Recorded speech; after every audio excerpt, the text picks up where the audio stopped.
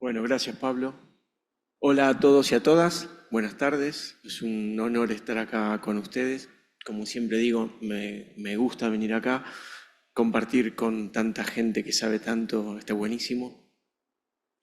Pensaba que es compartir también con compañeros de trabajo, digamos, ¿no? Creo que nos toca trabajar en diferentes lugares de una patria grande, así que está buenísimo que todos trabajamos más o menos en lo mismo, así que me siento cómodo estando acá con ustedes.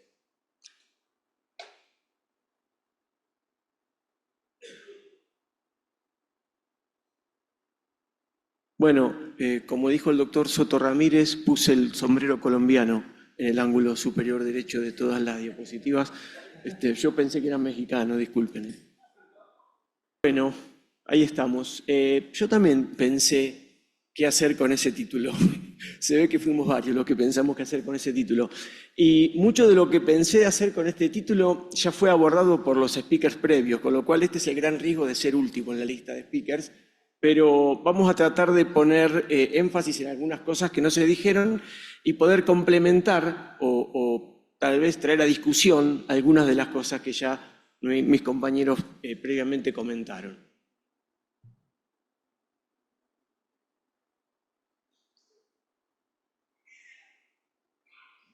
Quería empezar contando un poquitito algunos datos del Taller Latinoamericano de VIH. Estos son datos que van de 2013 a 2017, donde veíamos cómo en forma incipiente los inhibidores de integrasa, el inhibidor de integrasa de primera generación que había en ese momento, empezaba a hacer su aparición y hacia 2017 casi un 10% de los pacientes ingresantes a la base de datos del taller usaban raltegravir como primer esquema antirretroviral a expensas de una caída progresiva del uso de efavirenz. A partir de la existencia ya de un genérico de triple combinación en un solo comprimido y a partir de los datos de resistencia creciente a drogas a neonucleósidos, básicamente efavirenz, la OPS y la OMS convocan a una reunión a los países de la región con el objetivo fundamentalmente de discutir el rollout de los esquemas de primera generación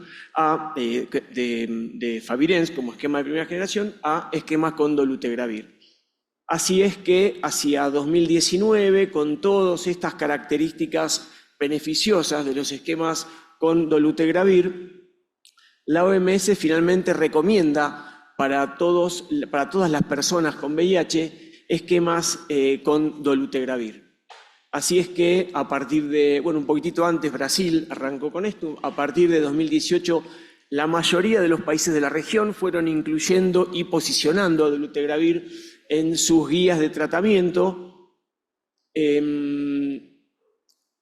Esta es una encuesta del consorcio IEDEA, llevada adelante en varios lugares del mundo. Voy a tomar los datos que nos interesan como región en Latinoamérica. 8 centros encuestados de 6 países de la región, el 90% ya planeaba modificar o había modificado sus guías hacia esquemas con dolutegravir y hacia junio de 2021, más de 100 países de bajos y medianos recursos ya habían hecho la transición hacia dolutegravir. Por alguna razón, la diapositiva se está ensanchando. ¿No? Ustedes también se dieron cuenta. Sí, yo me di cuenta y digo, esto no está bien. Ahí, ahora se están gustando. Me encanta. Buenísima, esa es la original. Sin embargo, a pesar de la existencia de guías, vemos una gran disimilitud entre los pacientes que verdaderamente estaban usando dolutegravir en la región, con países con más del 95% de pacientes bajo dolutegravir, y el resto de los pacientes en una escala decreciente, aún en aquellos países con guías donde ya estaba posicionado el dolutegravir. Entonces, una de las primeras preguntas que yo me hacía era ¿por qué sucedía esto? Vemos también datos de un poquito más adelante del taller, donde hacia 2022 el 80% de los pacientes que ingresaban a la base de datos ya estaban usando un inhibidor de la integrasa de segunda generación, ya sea bictegravir o dolutegravir.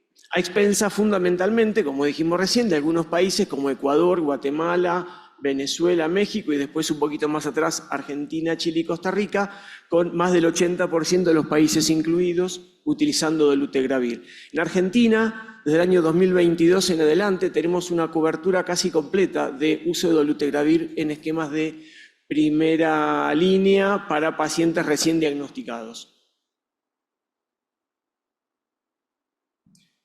Cuando la OPS publica esta actualización sobre la transición al tratamiento con dolutegravir, en el desglose de los datos de la transición aparece un dato sumamente interesante, y es que las personas con capacidad de gestación, básicamente mujeres en edad fértil, tenían una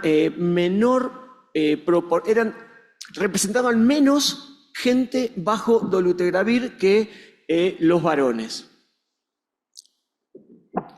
Los datos siguientes proceden casi todos de países africanos, son datos que tienen alguna antigüedad, pero vemos cómo las curvas de proporción de mujeres respecto de la de varones siempre va un poquitito más abajo. Es como que los médicos tardaron en indicar dolutegravir a las mujeres, fundamentalmente a las mujeres en edad fértil. Si bien las curvas se fueron igualando hacia el final, esto sucede en estos datos de Nigeria, Kenia, Tanzania y Uganda, después de un par de años, de 3 años, ya las curvas se igualaron. Sin embargo, en otros países o se igualaron más tardíamente o no se igualaron, o dentro de un mismo país incluso había criterios disímiles para indicar dolutegravir. Por ejemplo, en la curva de arriba a la derecha vemos que después de una gran brecha de un centro en Nigeria, la curva termina alcanzando con un catch-up a la curva de los varones. La curva de Burkina Faso de abajo a la derecha, después de 2 o 3 años prácticamente sigue con una brecha importante entre hombres y mujeres. Y en la curva de la izquierda, en la imagen de la izquierda, 3 centros de Costa del Marfil muestran diferentes curvas. El centro en azul muestra la línea punteada son mujeres y la línea continua son varones. El centro que está representado con 2 curvas azules muestra una gran brecha hacia 2021, cuando ya el warning de OMS había caído, ya no estaba vigente. El centro que está marcado en rojo muestra una brecha un poquitito menor, y fíjense ustedes que el centro marcado en verde nunca tuvo brecha entre indicación de dolutegravir para mujeres que para hombres.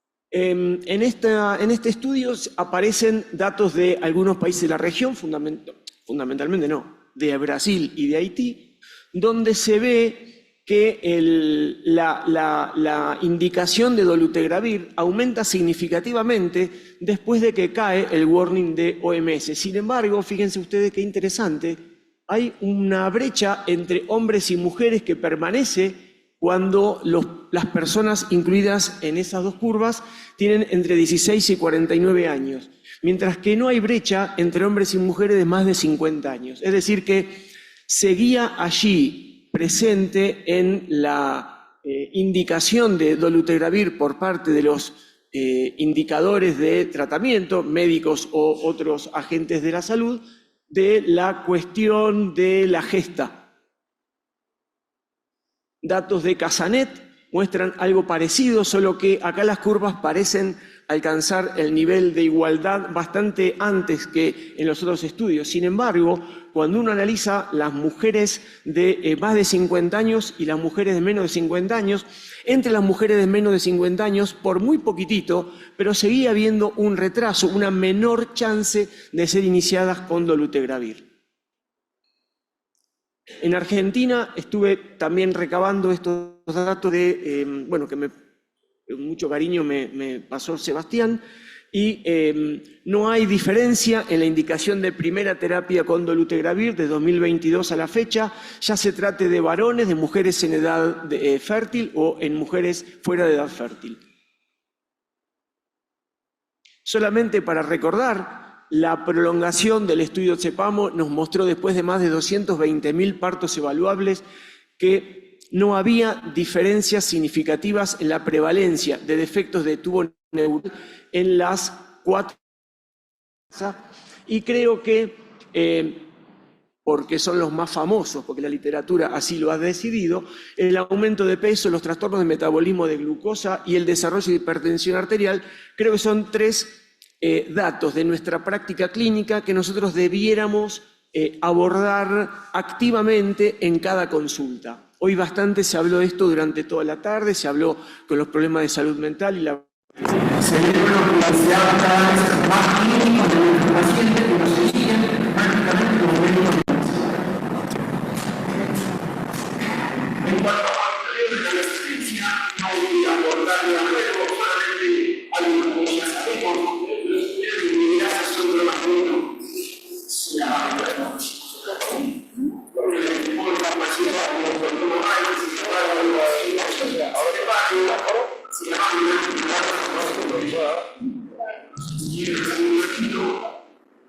si bien la región, esto es un dato que varía, si bien la región prácticamente no hay resistencia a la inmunidad, en las zonas potenciales por la inicia de están empezando a aparecer en pacientes, en personas que leche ahí, que más o menos se tienen con la resistencia de la inmunidad. Sin embargo, en pacientes experimentados que empiezan a aparecer durante un poquito mayor, fundamentalmente por haber pasado tener prácticamente pica de hora por el sistema operativo. Hasta que ya apela al programa de estudio brasileño, porque después de 133 fenotipos a personas con nivel fallado, ustedes como resistencia a la migración de personas, un 14% de nación de y no solo más como cuál es la característica de los psicoanalistas, solamente quería remarcar que se trata de algo que también le remarcó mucho a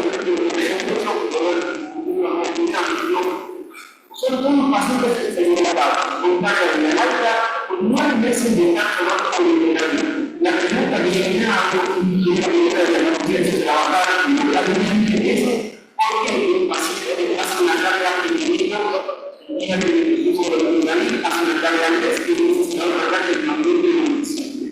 Y es un poco hablar. Las otras características no sé si la recuerden. En un momento no podíamos lograr tener más de 1.3 toda la familia cada vez por masivo. Menos de la crisis aquí en esta. Y es una buena carga uno de los, o dos de los escenarios donde OMS propone ser muy estrictos con el monitoreo de resistencia son aquellos pacientes, aquellas personas sin VIH que se convierten en personas con VIH, habiendo usado cabotegravir como PrEP. Tengamos en cuenta que cabotegravir tiene una vida media súper prolongada. El 60% de las mujeres y el 25% de los varones tiene cabotegravir detectable en la sangre después de 1 año de la última infección. Es decir, que si en ese año de la última inyección, quise decir, si en ese año se infectan, si en ese año adquieren VIH, es altamente probable que el VIH empiece a replicar en un contexto de baja dosis, baja concentración de cabotegravir, y esto va a generar variantes resistentes. Y por último, algo que alarma bastante, es que se acaba de informar la adquisición de VIH por un niño en contexto de lactancia de una madre usuaria de dolutegravir con mala adherencia. En cuanto a la detección y manejo adecuado de eventos clínicos, del aumento de peso, solamente quería remarcar la efectivamente mayor acción generando aumento de peso de dolutegravir sobre efavirenz, pero ojo, cuando dolutegravir se combina con tenofovir disoproxilo, es francamente diferente que cuando está combinada con tenofovir alafenamida. Es decir, las personas que usan TAF tienen más aumento de peso que las que usan tenofovir convencional. A mí, más que pensar cuántos kilos aumenta la gente, prefiero pensar en desenlaces clínicos un poco más duros. Por ejemplo, ¿cuánta gente desarrolla obesidad?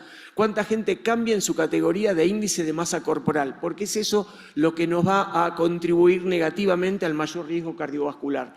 Y así vemos, por ejemplo, cómo efectivamente TAF con dolutegravir es peor que tenofovir con dolutegravir, que a su vez es peor que tenofovir con efavirenz, pero el principal impacto está dado en las mujeres.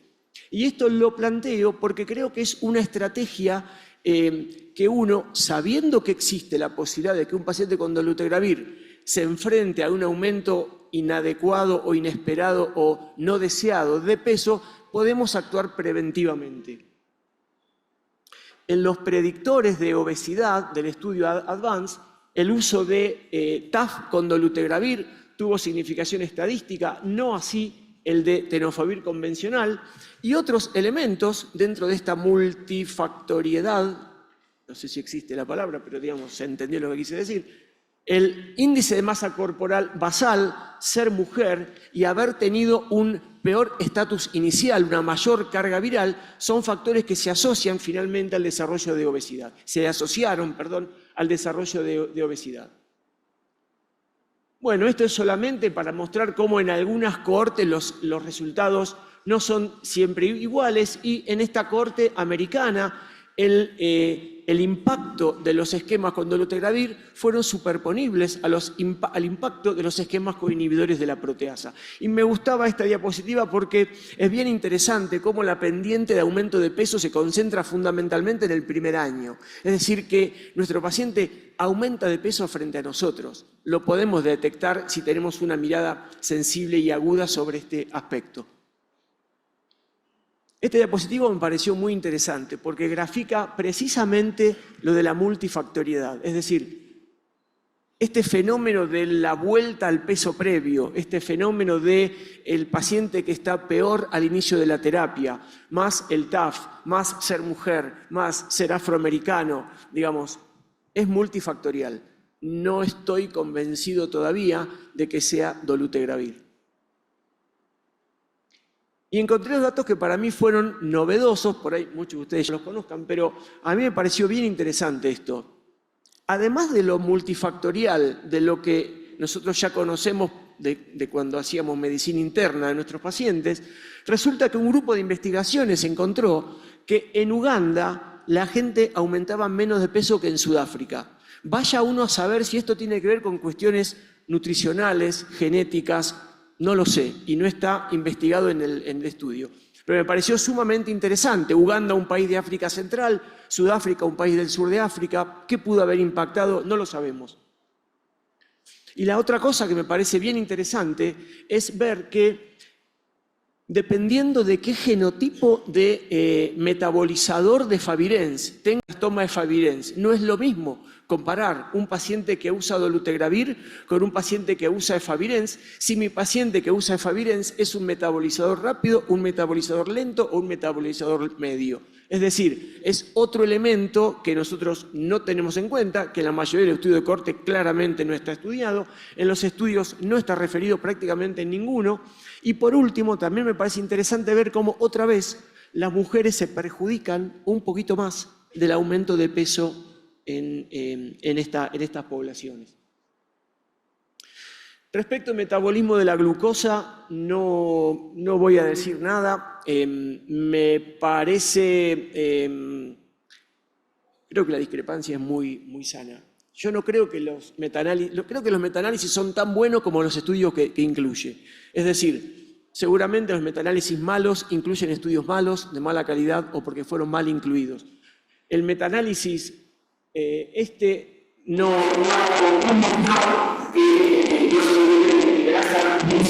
un impacto negativo sobre el desarrollo de diabetes, más bien en una de los análisis se los mostró protectores respecto a los no nucleócidos. Así que yo personalmente creo que la cuestión del impacto sobre el metabolismo de la glucosa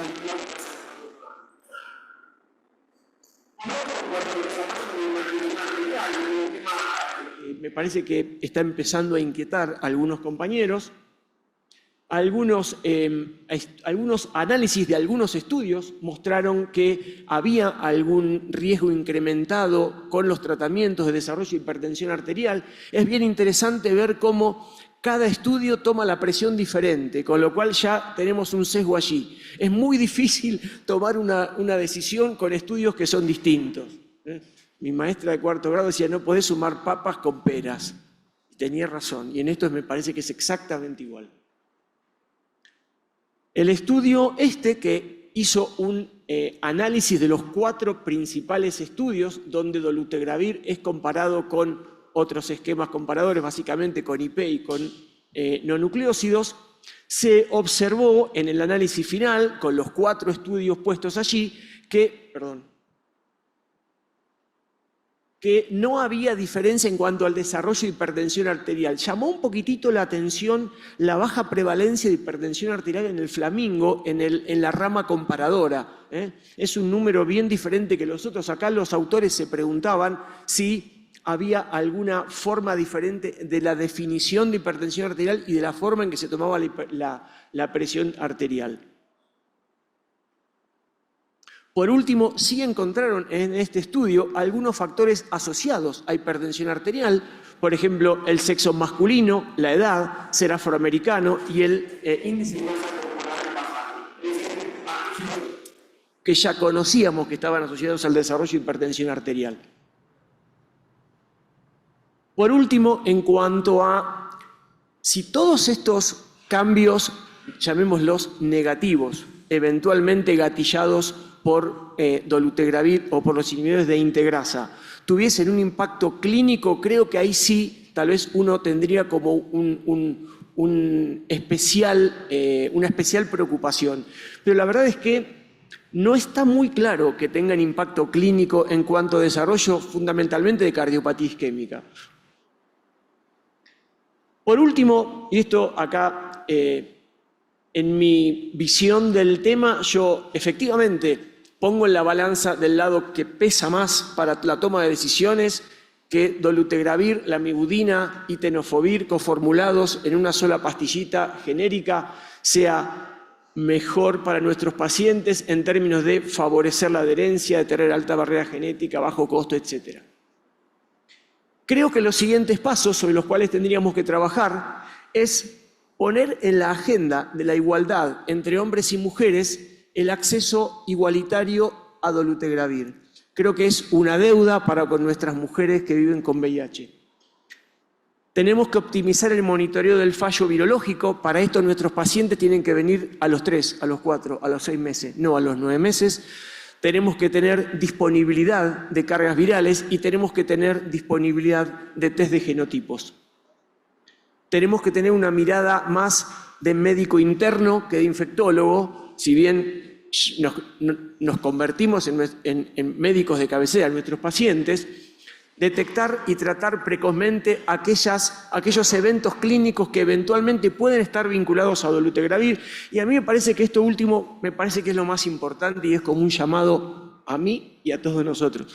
Generar datos locales, no podemos seguir viviendo de los datos importados. Creo que el taller latinoamericano, todas estas reuniones debieran estimularnos a, no sé cómo, porque llenar base de datos es muy complicado cuando los pacientes nos entran por la puerta y nos entran por la ventana, pero digamos, creo que es fundamental para tener nuestros datos de Latinoamérica. Hice mucho esfuerzo en buscar datos de Latinoamérica. No hay datos de Latinoamérica, o hay muy poquititos por lo menos, y los que hay están viejos, son de 2019, 2020. Bueno, por último, agradecer a todos los que están en la diapositiva. El doctor Ernesto Martínez Buitrago me facilitó, yo soy el que le pidió por email las diapositivas, muchísimas gracias.